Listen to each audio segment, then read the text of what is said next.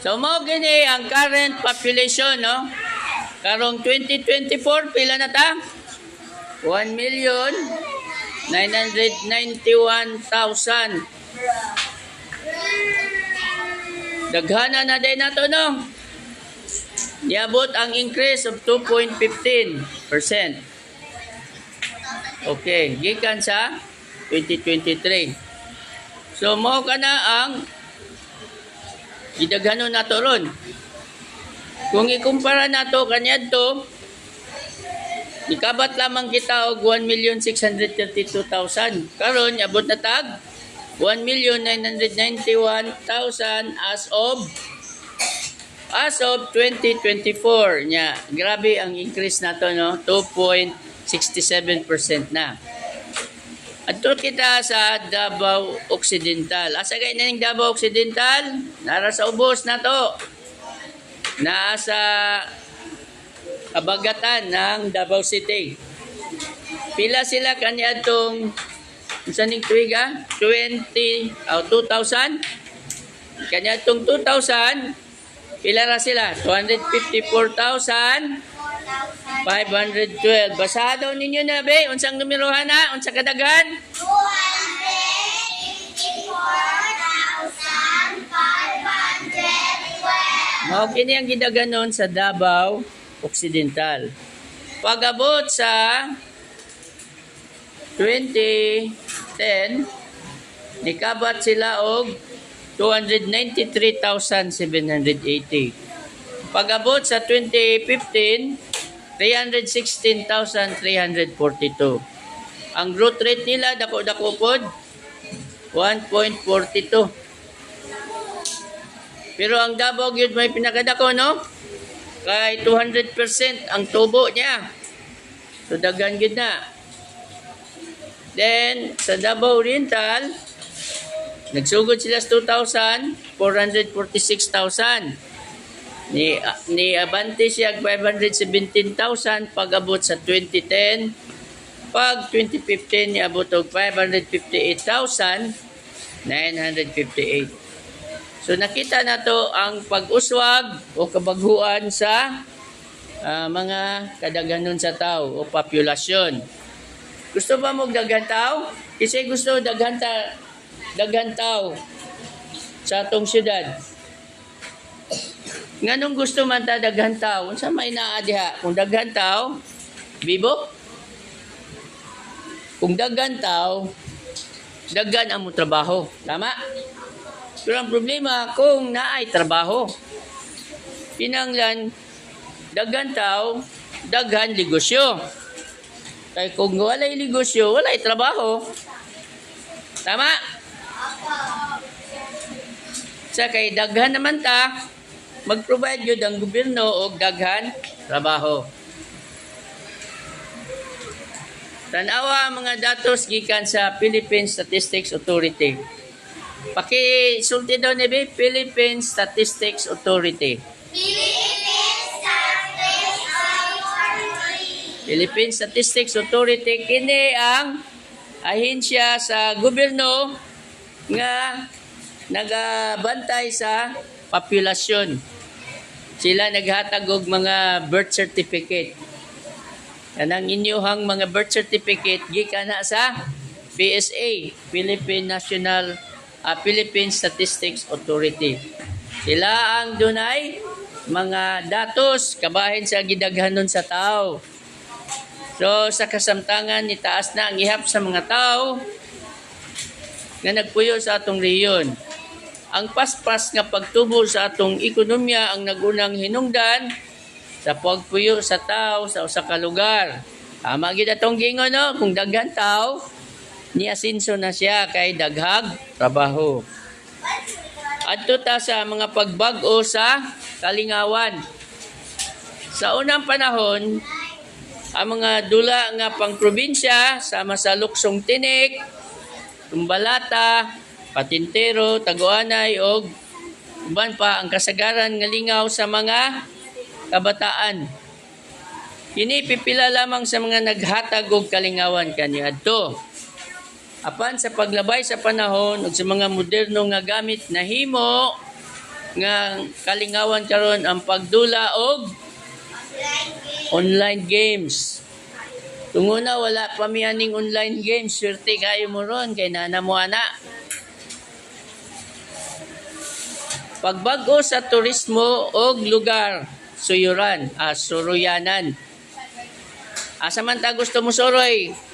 Kanang mga gwapo nga lugar, di ba? Usa sa pinasahi nga tradisyon natong mga Pilipino mao ang panag-uban sa pamilya labi na gayud sa pagsuroy.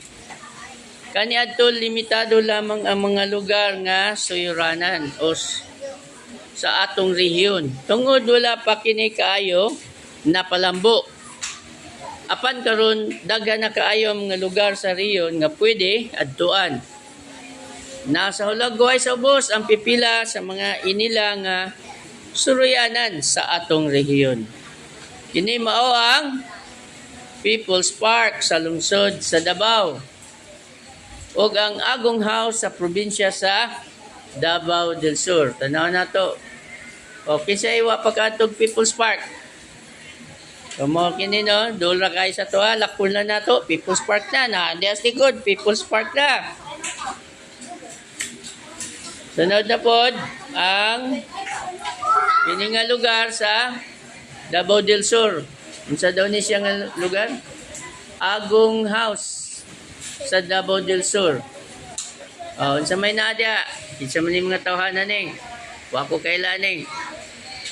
So, na sila sa Agong House. Isa kay na dire, wa po kadto ani. Number 5, pagbag-o sa ngalan.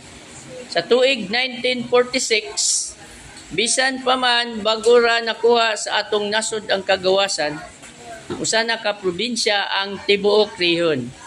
Kini gitawag og probinsya sa Davao. Diin ang syudad sa Davao mo ang nagsilbing sentro niini. Ano na to ning mga picture dire? Pearl Farm, di ba ito na nisgutan, nasa Samal. Okay ni, asa man ni, wa ko kay baluan ning durian, dako kayo. Di na atay, Agila.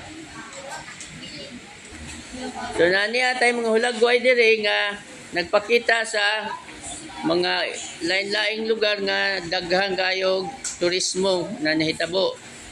So mo gini ang mga inila na mga lugar. Kini Mount Apo, kining isla, no, suruyanan gihapon sa mga turista. Gitawag nga Habagatang Mindanao ang riyon sa Davao kaniadto, Southern Mindanao. Instead na gitawag na Davao Region kaniadto karon Davao Region kaniadto, Southern Mindanao ang tawag, no? Kini gilangkuban sa mga probinsya sa Davao del Norte, Davao del Sur, Davao Oriental, South Cotabato ug Sarangani. Kaniadto Southern Mindanao ni siya, apil ang South Cotabato ug apil pa pod ang Sarangani. Sa wala pa ang Davao Region. Pero kaniadtong September 2001 gipatuman ang Executive Order number 36. Diin gimugna pag-usab ang mga rehiyon sa Mindanao.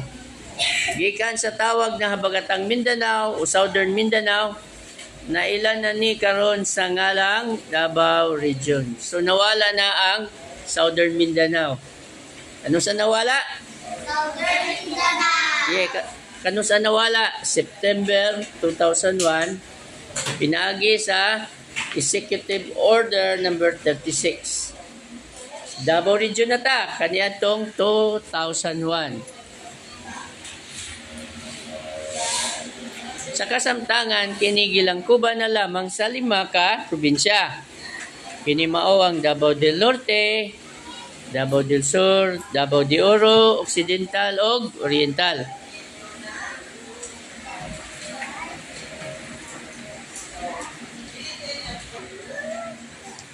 Isa-isip, tubaga ang mga pangutana o gisulat ang imong tubag sa suwatanang papel. Mao kini ang imo na kong assignment, no?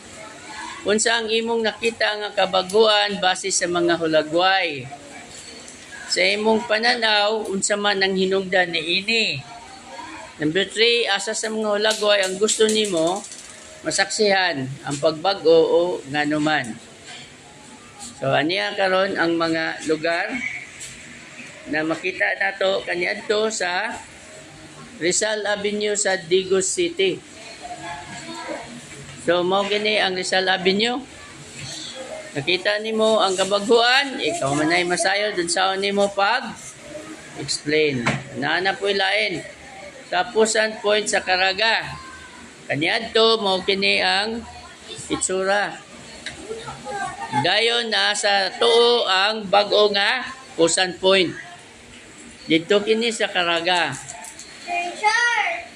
So mao kini ang opisyal nga silyo sa probinsya sa Davao de Oro.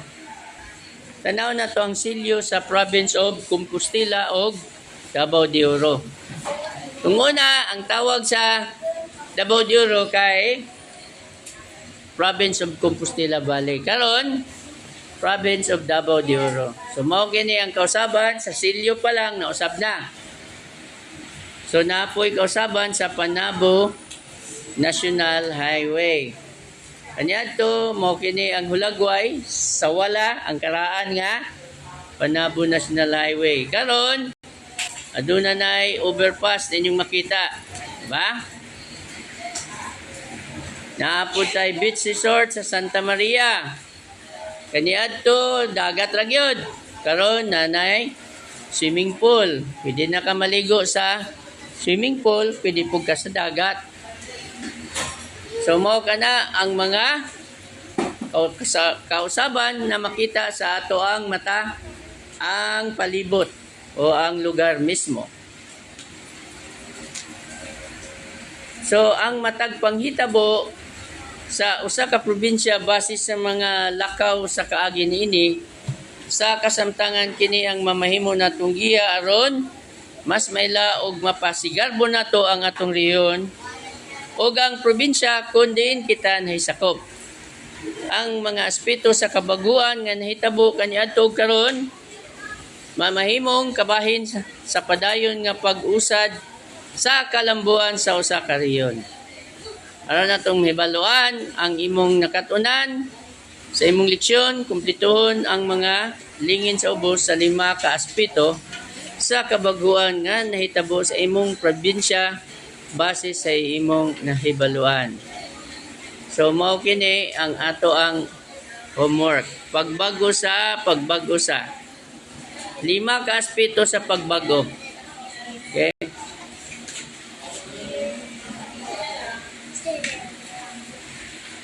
Sige, ugma magpadayon ta kay naabtan na ta sa time.